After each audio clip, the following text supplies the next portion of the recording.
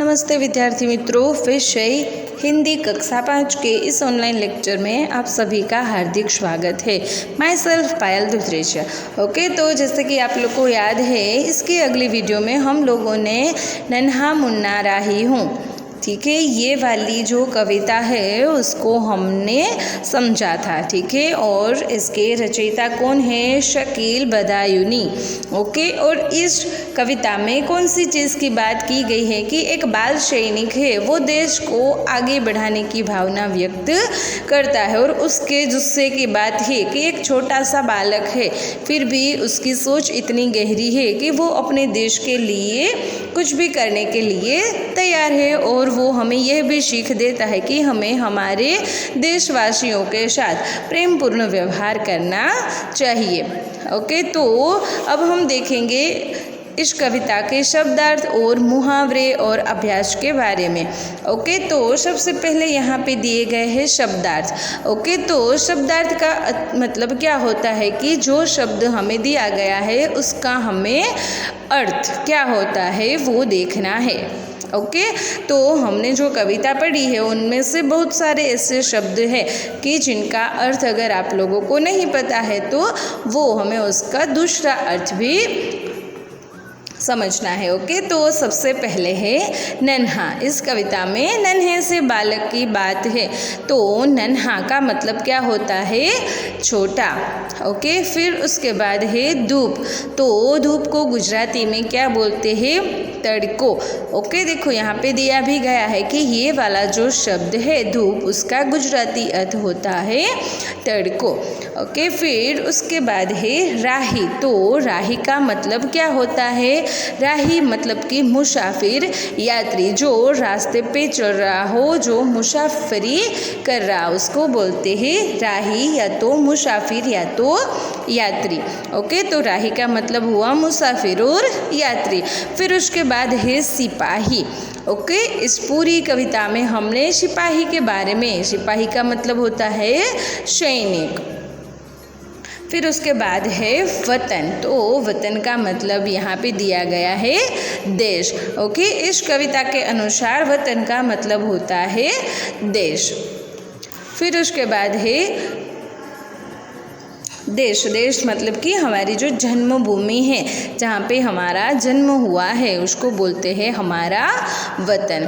फिर उसके बाद है मंजिल। तो मंजिल का मतलब क्या होता है? लक्ष्य या तो ध्येय। ओके, और मंजिल, लक्ष्य और ध्येय मतलब क्या होता है कि जो भी हमारा निर्णय है, ठीक है। फॉर एग्ज़ाम्पल, आप लोगों को बड़े होकर कुछ न कुछ बनना है, ठीक है। किसी बच्चे को डॉक्टर बनना है, किसी को शिक्षक बनना है, किसी को वैज्ञानिक बनना है, तो वो जो आप निर्णय लेते हो वो हुई आपकी मंजिल की। आपको जो चीज़ आपने ठान ली है वो आपको करनी ही है, ठीक है। यहाँ पे क्या दिया गया है? एक बालक जो सैनिक बना है वो बोल रहा है कि मंजिल से पहले न लूँगा कहीं दम। मतलब कि जब तक हमें मंजिल नहीं मिल जाती तब तक हम चैन से नहीं बैठेंगे। मतलब कि मंजिल मतलब कि लक्ष्य, हमारा ध्येय जो है उसको पूर्ण करना। फिर उसके बाद है चलन, मतलब कि व्यवहार या तो आचरण, ठीक है। हमें एक दूसरे के साथ कैसे रहना चाहिए, कैसे बिहेवियर करना चाहिए, उसको बोलते हैं चलन। उसका मतलब है व्यवहार या तो आचरण। फिर उसके बाद है दम। तो दम का मतलब होता है सांस, ठीक है। हम सांस लेते हैं, सांस छोड़ते हैं, तो उसका मतलब है दम। फिर उसके बाद है बम, ठीक है। तो उसका मीनिंग क्या होता है कि विस्फोटक पदार्थों का बना हुआ गोला।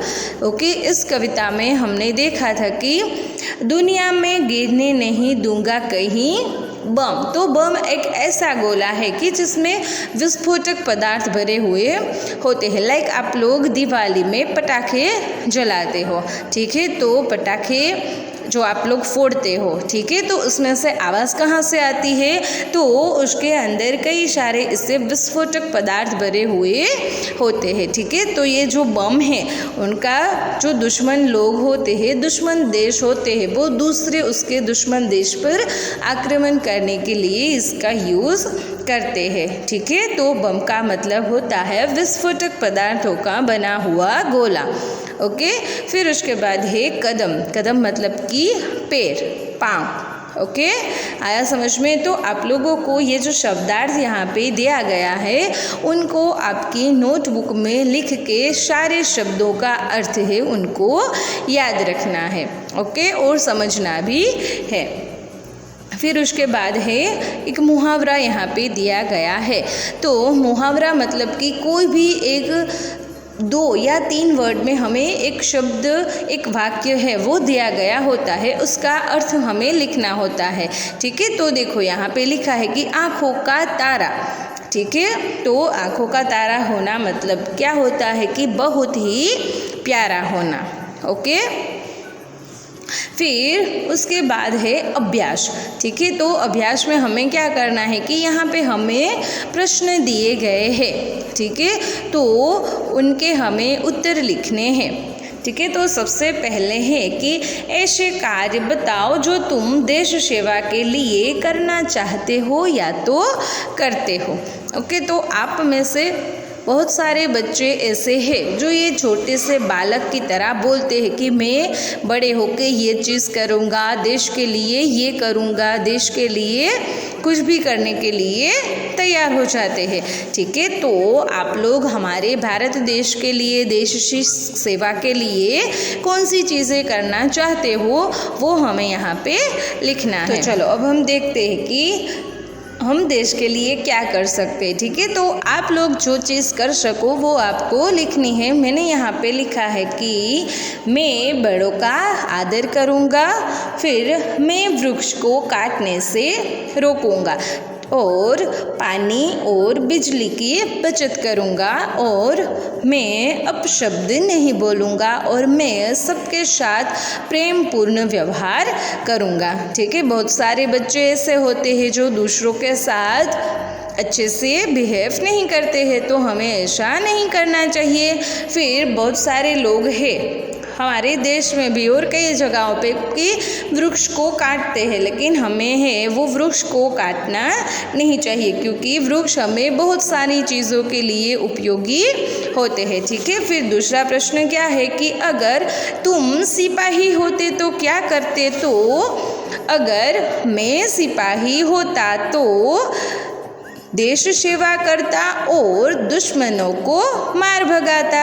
ठीक है, अगर हम देश के सैनिक होते, सैनिक मतलब कि सिपाही, ठीक है, तो हम क्या करते कि हम हमारे देश के लिए लड़ते और दुश्मनों को मार भगाते। ओके, और जितनी हो सके हम देश की सेवा करते। ठीक है, फिर उसके बाद है तीसरा प्रश्न कि अगर एक सैनिक है वो लड़ते लड़ते घायल हो गया तो वह क्या सोचता होगा? हमारे बहुत सारे सैनिक ऐसे हैं जो युद्ध के दौरान शहीद हो गए हैं। शहीद हो गए मतलब कि युद्ध के दौरान मारे गए हैं। ठीक है, तो बहुत सारे सैनिक ऐसे होते हैं कि दुश्मन देश के साथ लड़ते लड़ते घायल भी हो जाते हैं। घायल हो जाना मतलब कि उनको लग जाता है।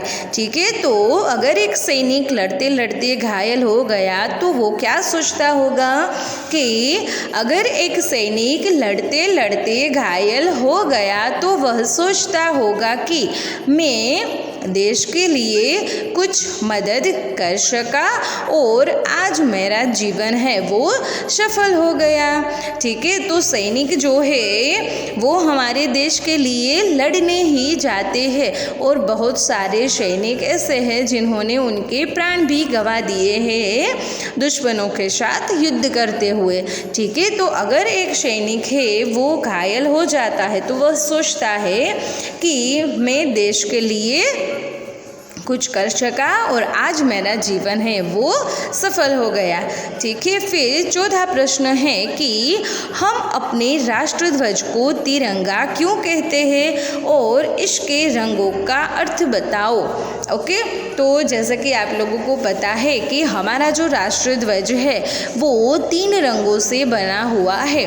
ओके, तो हमारे राष्ट्रध्वज को तिरंगा इसीलिए ही कहा जाता है कि हमारे राष्ट्रध्वज में 3 रंग है। ओके, इसीलिए हम इसे तिरंगा कहते हैं। ओके, हमारे भारत देश का जो तिरंगा है उसमें 3 रंग है, केसरी, सफ़ेद और हरा। ठीक है, तो ये 3 रंगों का जो मिश्रण है, इसीलिए राष्ट्रध्वज को तिरंगा मतलब कि 3 रंगों वाला है वो कहा जाता है। ओके, तो इनका हमें अर्थ लिखना है कि ये जो केसरी, सफ़ेद और हरा, ये जो 3 रंग है उसका मतलब क्या होता है, उसका अर्थ क्या है।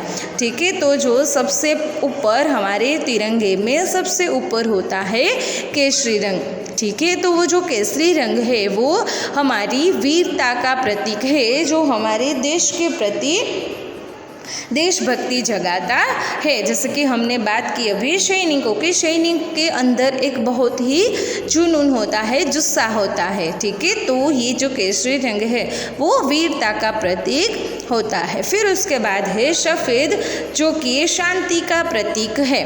ठीक है, शांति मतलब कि हमारे देश में है कोई भी लड़ाई झगड़े ना हो और सब शांति से, प्रेम पूर्ण व्यवहार से एक दूसरे के साथ बने रहे। ओके, फिर उसके बाद है हरा रंग। तो हरा रंग है वो हरियाली का प्रतीक है कि जो हमारी देश की समृद्धि को दर्शाता है। हमारे भारत देश में बहुत सारे किसान लोग रहते हैं, पता है ना सबको। किसान मतलब कि जो खेती करता हो उसको क्या बोलते हैं, किसान। ठीक है, तो किसान हैं वो बहुत सारी मेहनत करके अपने अपने खेतों में हरियाली लाते हैं। बारिश आते हैं उस सीज़न में वो लोग बहुत सारी मेहनत करके कुछ न कुछ है वो अपने खेतों में है उगाते रहते। तो हरा रंग है जो है हमारी हरियाली का प्रतीक है, जो हमारे देश की समृद्धि को दर्शाता है।